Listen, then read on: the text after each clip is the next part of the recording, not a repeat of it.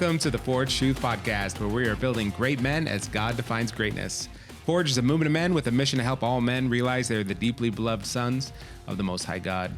I'm your producer, Zach, and I'm here to discuss the issues that affect men the most with our two hosts, Dr. Pete Alwinson, lifelong pastor and leader of Forge, and Jayson Quiñones, bishop of Core Faith Church in Oviedo, Florida.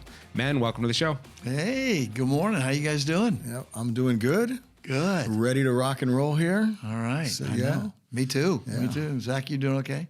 Doing great. Your beard's looking good. Is it? Yeah. Oh, nice. You okay. know, it's how long are you going to let your beard get?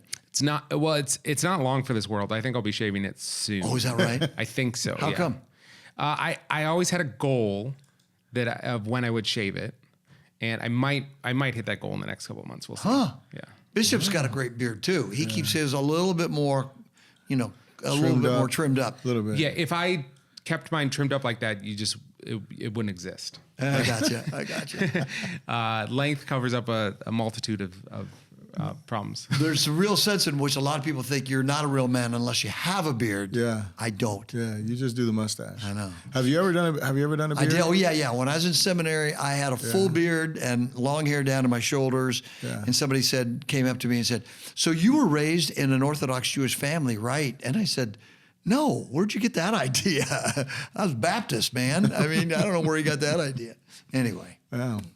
That's great. Well, guys, we're talking about going from boyhood to manhood, the transition into manhood, and what that could and should look like.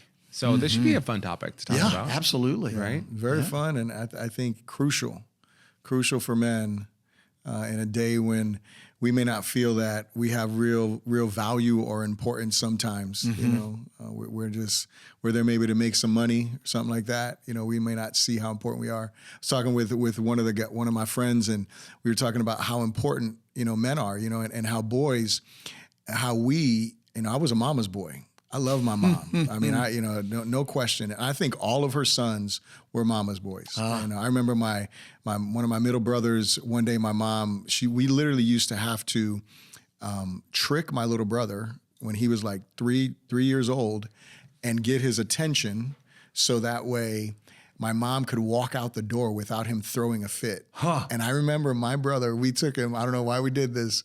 We lived in an apartment complex, and it was two floors. And so I was like, "Hey, Alex, why don't you come with me upstairs?" So we went he went upstairs with my sister. When he saw my mom, that boy ran down the stairs, and then he ended up rolling down the stairs after her. So anyway, we were all mama's boys. However, it's so weird because I met my dad when I was around 12 or 13 years old. And there was such a void in my life that my mom was actually jealous because I wanted to leave like her to be with him. Yeah. Because there was something that, and I didn't even, it was always there, right? But there was this void or something that only he could fill, right? And so I just think guys need to hear that and really recognize that, man, you're God wired us a certain way, absolutely, and created us even with that. There's a void for Him, right, in our lives, but there is also a void for men, godly men in our lives. So, yeah. Well, yeah, God's the genius who established the family. Yeah. And it takes a man and a woman to develop male and female children. I mean, it does take both. We need that influence. Yeah. But you're absolutely right. The father wound, the men that come to Forge, we have father wounds and mother wounds. Yeah. But the father wound is the most prevalent. Yeah. And we always talk about how Satan in the Garden of Eden, put the red dot on the back of Adam. I mean, he went after Adam because if you take down the man, you take down the women, the children, later the churches and the culture. Yeah. And so we are crucial. And so most cultures, the Jewish culture, had a pathway to manhood. What was that, by the way? What was the Jewish pathway to manhood? You mean like the bar mitzvah? Yeah, the bar mitzvah. Explain that. And then do we have any Old Testament scriptures that showed the real role of the father in developing the children? What comes to mind on that? One, in the Old Testament time, or in the New Testament times, right, Jesus's time, it was pretty common to expect a boy of 12 years old to have almost the whole Torah memorized, all first 5 books of the Bible, which is an incredible expectation in modern society. But for them, that was par for the course, right? That's right. Jesus himself, the Bible says, when he was 12, went to the temple and he was teaching men there. And when his parents couldn't find him and finally found him, he's like, well, of course I had to be in my father's house. Yeah. You know, and yeah, I don't know. Is that what you're getting at? So what does bar mitzvah mean, by the way? Son of the law? Son of the covenant. Of the covenant. Okay. Yeah. So that a male child then at 12 years of age, having been educated all of his adult life, would then go and have that special ceremony where he then said, now the commandments, I am to be a covenant keeper. I'm a son of the covenant now. And I will take my manly adult role as a man of Israel, as an Israelite male. Yeah. And so that was a rite of passage into manhood. At 12, interestingly, 12, 13. So by teenage, and we have, in the Western world, we have this crazy notion of elongating the adolescent process. Right. So when does a man in America or in Western culture, when does a male become a man? Yeah. You know, what's the process we have? It's funny. There's not really any type of agreed upon standard at all. There's these points, you know, that we can kind of look to. You're 16, you get your driver's license. You're 18, you can vote and buy cigarettes, right? Somehow that's included in there, and buy lottery tickets. And then at 21, you can drink. It's weird that those are like the things that the signposts we can point to. So is that a 3-stage process? Sounds like it. That's how we do it, right? Such a silly way to think about it. Yeah. Well, now you can drive a car, so you take this thing that can just destroy people, and now you can control that as your frontal lobe is still developing. And we haven't done anything but took you through some kind of classes, maybe read a book, and you did a driver's license test and you passed, right? And then, like you said, 18, you know, suddenly you're able to do certain things else. But I think most people, they celebrate that 21-year-old. It's like, hey, you can have a beer now. Yeah. So that makes you a man. It's a rite of passage. Right. So all 3 of those things, you know, driving, voting, drinking, have become, in America, maybe the rite of passage. Right. So it's a threefold thing. Yeah. But I think when we first get our license, that's when I finally said, I'm free of my parents. Yeah. I'm a man. Yeah. And so, what is left out of, what's wrong with that threefold process, or that we don't really have a process of? What's wrong with that? Well, I think you just said it. We don't really have a process. Those are, you know, and Zach is, you know, making a good point as to like showing us some stages, like some rites of passage and things like that. But I don't think that we, as, you know, Americans in general, have a real system of the way that we really raise our men to be men. I don't think we do. Something that's consistent. You know, one of the listening to Joby Martin, you know, he was talking about he was asked a question, and he said, you know, it's bad to call a boy a man, you know, and he said, the interviewer asked him, could you kind of flesh that out? And he said, yeah. He said, well, there's a danger in that. It's dangerous to call a boy a man. And what he's talking about is as boys grow, testosterone hits their bodies, their muscles start developing, their voices change, their shoulders broaden, they appear as men, they're stronger than the women in their lives. They realize these things. And so again, now they have all of this strength, they have all of this physical ability. Right. But so he looks like a man, you know, my son, right? He's 11 years old. He is taller than me. He's going to be taller than most of us. You know, I mean, he's, you know, probably like 6'4", something like that. Huge. You would look at him, you'll think that's a man you're talking to. That is a little boy. He's 11 years old. That's right. He's 11. He doesn't think like a man yet. I often say he's kind of like the Rottweiler that thinks he's a lap dog.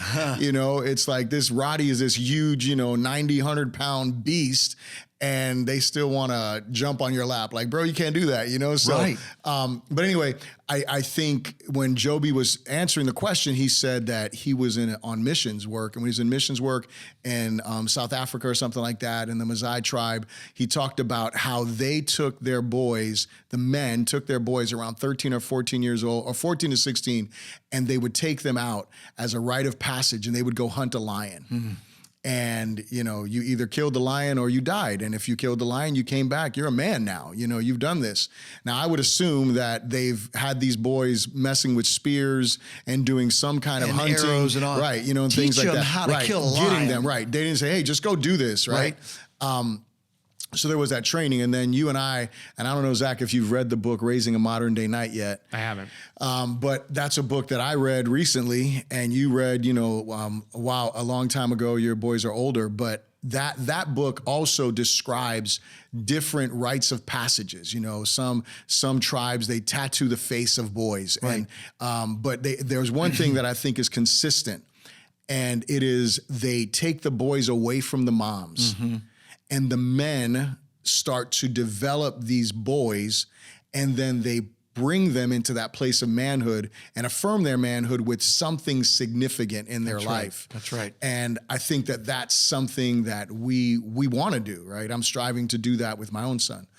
But I don't know if you want to flesh out a little more of that. That's so powerful. You know, the whole idea of and the Maasai tribes, and I'm not sure if this is them, but one of the tribes of Africa. And Gilmore, last name Gilmore, wrote a book on this from a sociological, anthropological standpoint. Every tribe just about in history has had a means of developing boys into men. Mm. And the men are responsible to do that. So in one tribe, he talked about the men lived over here and the women lived over here, and the kids lived with the women. And I guess that's why guys got sleep at night. I don't know, but when it was that time, the men would show up outside the women's lodge and call the boy out by name, and keep calling his name, and he would start crying because he knew it was time to leave the safety of the nurturing women and go into the risk zone of being with the men. But he eventually would come out, and the women would usher him out, and he would have to go. And from then on, he was with the men, and he learned to be a man. And it's a risky process. I told my sons, because I was not intentionally developed nor brought into manhood by my dad. What was my rite of passage was I went through a thing in Boy Scouts where I was elected into an honor scouting organization, and then we were taken in the backcountry of the mountains for a week by my peers, basically, by guys 2 or 3 years older than me. And we were hazed, and we were trained, and we were sleep deprived, and it was rigorous as we hiked the backcountry. We were put through it. But at the end of that week, we were tribesmen. And they pulled the axe out of the tree and said, "You are now a tribesman." And it was I was 14 at that point, and I knew that I had gone through a physical, mental, emotional training time that I was a new person on the other side of that. I was a man now, and I could attempt, and I think that that's what ought to happen. Yeah. What we see in Deuteronomy 6 is God saying, "Men, you shall talk about these things when you sit down and when you rise up and wherever you go." Men. Yeah. Men were the first priests of the family before there was a priesthood. It was the men of Israel who were responsible for training the people of Israel. And it's a manhood kind of style. You know, women get together, they sit down and they have tea. Or, you know, they sit down around a table. Boys are active. So it's whenever you get up, whenever you go out, whenever... It's a manhood type of training your kids. Wherever you are, you're training them, both male and female. And I know you guys have both done this, but that's the standard that God gives us. Yeah. And in the Raising the Modern Day Knight, that was the first thing I used. I told my boys, "You're not men yet, you're boys, but I'm going to teach you to be a man. And when I say you're a man, and don't let anybody say that you're not." And we went from the stages of, you know, page to squire to knight. So I gave them one of my dad's World War II weapons when they moved from page to squire. And then when they got married, they joined the Alwinson Round Table. And that's what we called it then. And so on the night of their wedding, and the day of their wedding, I said, well, as we go out of here, you're joining the Round Table. And Johnny, you're not on it yet, but Joel is. Mm-hmm. And so when Johnny got married, then he was on it. Yeah. And we have sort of ceremoniously brought the brother-in-law, Davis Anderson, onto it. Is he in the Round Table? He's on the right. He married our daughter. Yeah. We tried to get him to change his last name to Alwinson, but he didn't want to do that. He was a real man. He was the kind of man that you wanted your daughter to marry. That's exactly right. You know, it's funny as you were talking about your experience, right, of going through the Boy Scouts and how you kind of came into manhood in the Boy Scouts. I thought about my own life, and I'm like, man, were there any things?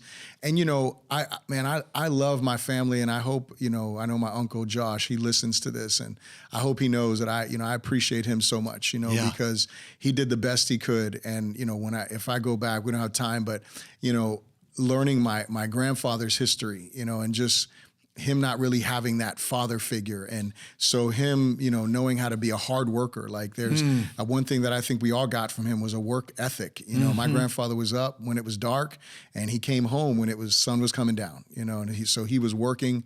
He was a good provider. And so I think that is part of being a man. But, you know, my uncles, and like I said, I met my dad later on. I didn't know what a man was, but, you know, your initiation was through Boy Scouts, but I had initiation into a gang, and to get into a gang for us, you had to fight three other guys for a certain period of time to get into that, because it wasn't about you beating them three guys. It was about you having the heart to fight. That's right. You know, and not run from that situation. And so, but even though that's a twisted and corrupt way of doing something, you know, I think about this, you know, hunting a lion, or, you know, this doing something physical.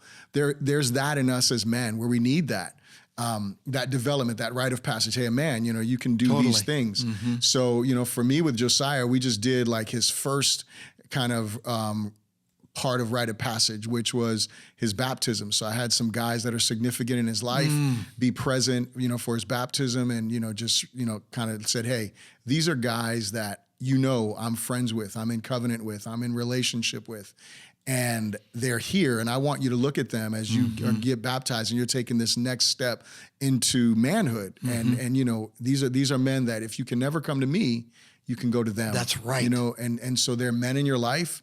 And then now that same book, there's like the 4 pillars.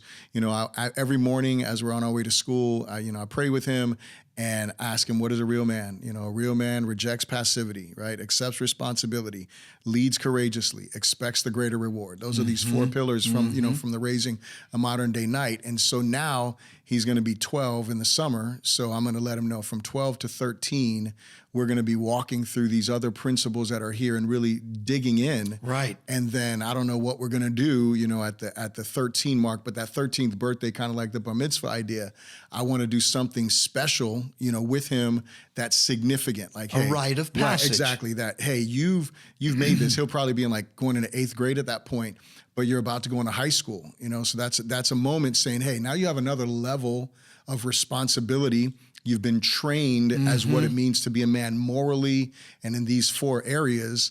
And then I want to take him through the rite of the forge rite of passage, you know, the forge passage. That's right. That we've been working on, you know, with our brother Derek Fritchie and Ron Curran, and, you know, going through that. So I don't know if you want to share more about that, but that's I think that's a great pillar, because that 16, 17-year-old, you know, right. You know, moving him into manhood on that next level near the time of graduation of high school. I think that's another monumental step where you got to know this is another level of responsibility you're walking into. Well, absolutely. And we're going to have the Forge Passage. We're just getting it started this week, actually. Yeah.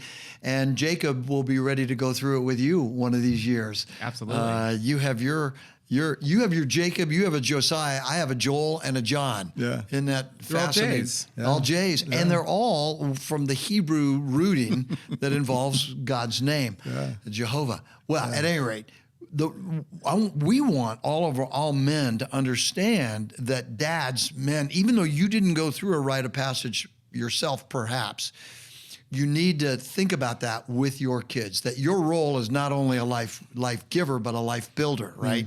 And how do we do that? We build our sons and our daughters as well. Yeah. That's why I calling Jessie the warrior princess, my daughter.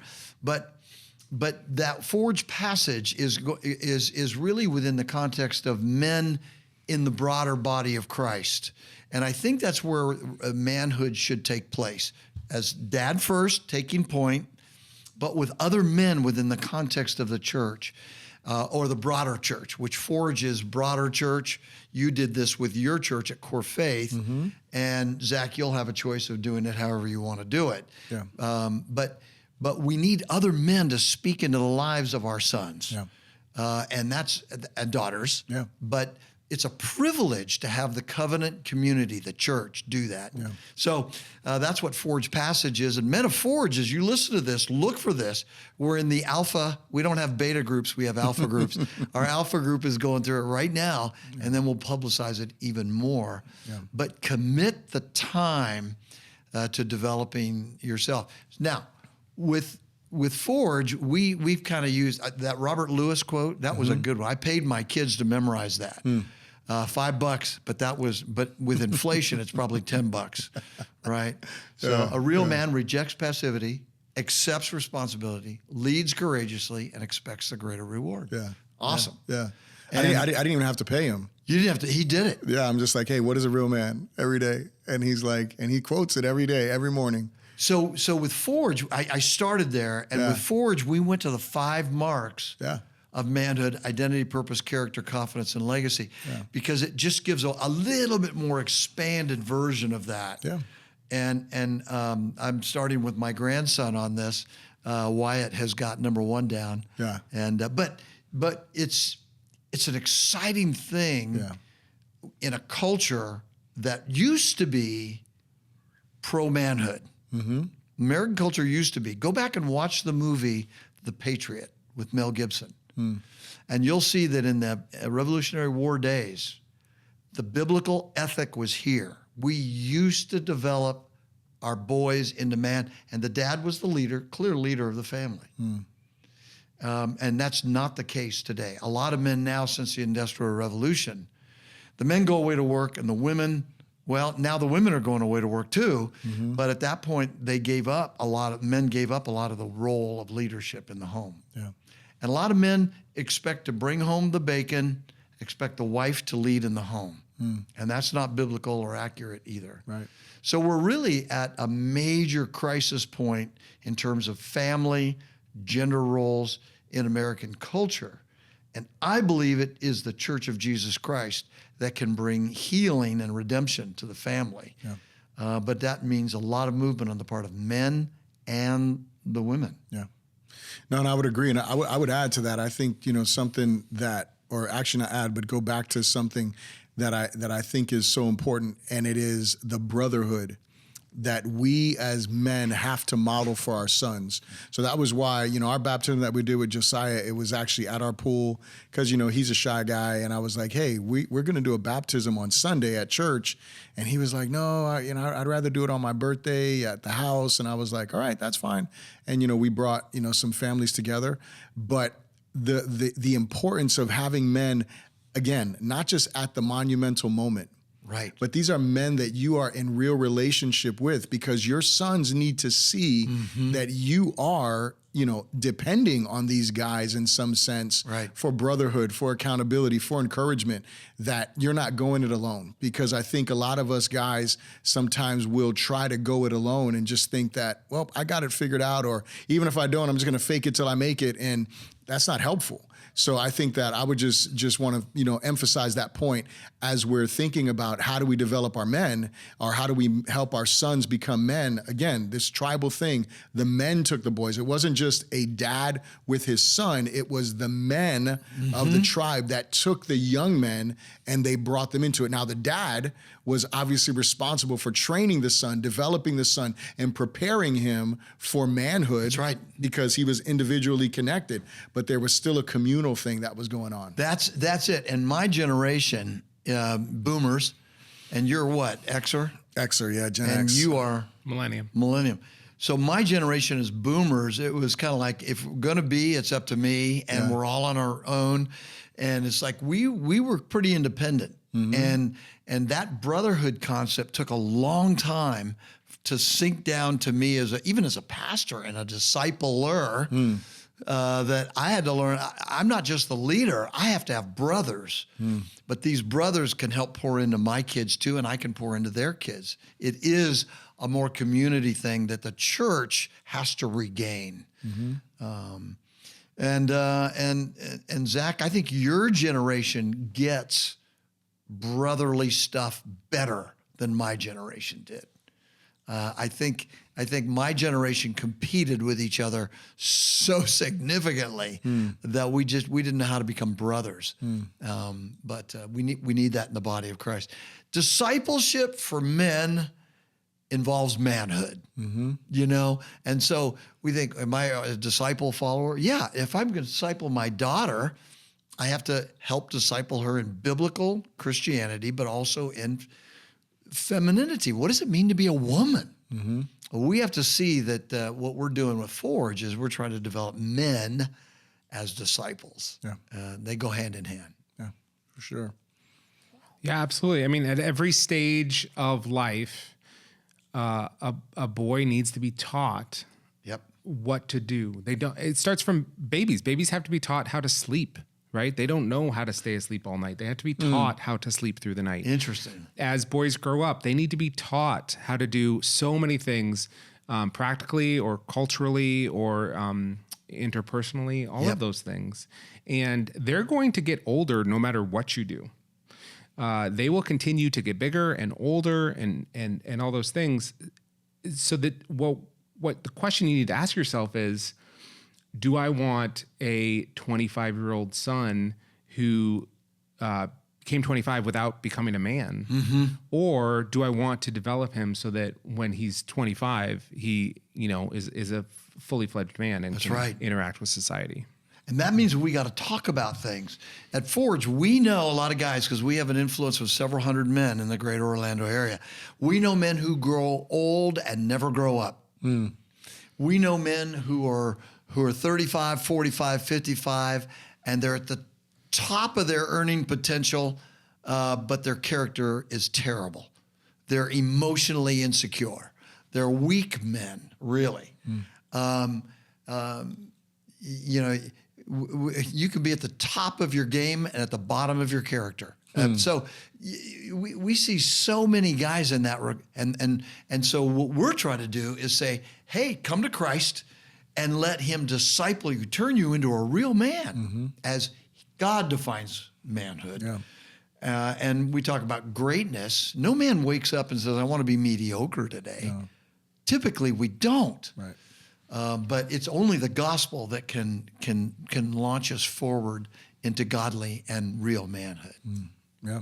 I think a great man is a whole man. Ooh, I love it. A man of integrity, right? That it's not a perfect man, but a man that is being perfected, a man that is growing in the areas of body, mind, soul, and spirit. He's a whole man. And I think a lot of times, again, going back to the Industrial Revolution, we did the interview where we talked about that, and where men, it's like there's one area where you're focused on. It's career, basically. And just if I'm excelling there, if I'm making the right amount of money and I'm getting the right accolades there, these other areas don't matter. That's not a whole man. That's not a great man. That may be a great businessman, but is that a great dad? That's right. Is that a great husband? So. Just to make sure we quote scripture on this, I'm going to quickly mention 1 Corinthians 13. where he says, when I was a child, I talked like a child, I thought like a child, I reasoned like a child. But when I became a man, I put the ways of childhood behind me. Yeah. And that is not something that has to happen on your own. That's right. That is something that the men in your life can help you do. That's right. And so it's a challenge to every boy out there looking to become a man, to seek out men, to help them develop into men. And it's a challenge for every man out there to look at the boys in their life and say, how can I help them develop into manhood? And put childish ways behind them and serve God out of their manhood. And we can do that if we're growing. So before you wrap this up, I want to say this one, 1 Corinthians 16, 13, and 14, says, as he wraps up that first letter to the Corinthians, says, be on the alert, stand firm in the faith, act like men, be strong. Let whatever you do be done in love. And notice that phrase, act like men, which often is translated be courageous. There's no corresponding Greek concept for act like a woman. He's telling the Corinthians, male and female, to act like a man. And there was they knew this idea of godly manhood that they could step into. Yeah. And that's men what we have such an opportunity to give that to our culture. Yeah. So thank you for that 1 Corinthians 13 passage as well. Of course. And thank everyone at home for listening to this episode of the Forge Truth Podcast. We really appreciate that you take the time to listen and join our conversations. You can leave us a comment or send us an email at forge@forgetruth.com. We'd encourage you to subscribe so that you get the latest episodes straight to your feed, whatever we release it. And please consider sharing this podcast with a friend that you think could benefit from it. Jayson, will you leave a challenge for our men today? Well, since you guys were quoting scripture, I guess I should quote a scripture too, right? Proverbs 22:6, train up a child in the way he should go, and when he is old, he will not depart. No young man just stumbles into greatness, and we have to realize that. And so, guys, if you don't have a plan, seek the Lord for a plan. Reach out to us to help you find that plan. But just know that God has equipped you in ways that you don't even realize to help train up this next generation of boys and make them men.